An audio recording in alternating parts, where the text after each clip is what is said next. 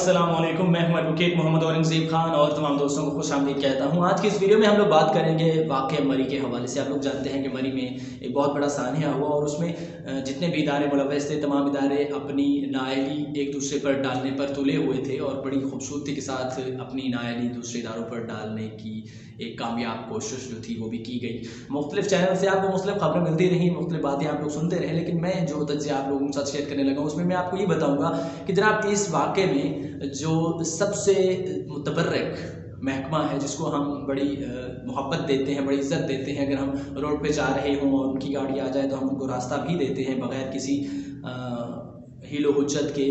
हम अपनी गाड़ी को साइड पे कर लेते हैं, उनको रास्ता दे देते हैं। मैं बात कर रहा हूँ 1122 की।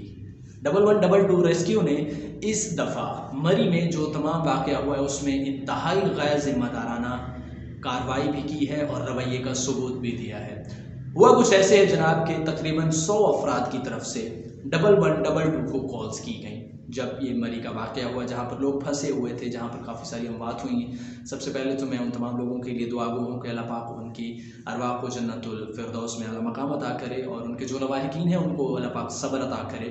और उसके बाद मैं उन लोगों के लिए भी दुआ गो हूँ जिन्होंने नाअहली का सबूत दिया, अल्लाह ताला उनको हिदायत अता करे और आने वाले दिनों में ऐसे वाक़यात ना हों। तो बात यह है कि 1122 को तकरीबन 100 लोगों की तरफ से कॉल्स की गई कि आप आएँ और हमें रेस्क्यू करें।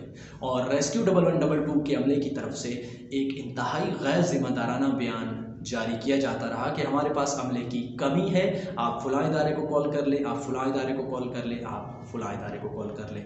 तो जनाब यहाँ पर एक बात सामने आती है कि अगर ये लोग वहाँ पर उस टाइम पहुँच जाते, चाहे इनके पास नफरी की कमी थी, तब भी काफ़ी सारी जानों को बचाया जा सकता था। इनका फ़र्ज़ ये कभी नहीं रहा कि ये दूसरे इदारे का नंबर दें, बल्कि इनका फ़र्ज़ ये है कि जब इनको कॉल मौसूल हो ये फ़ौरन पहुंच जाए।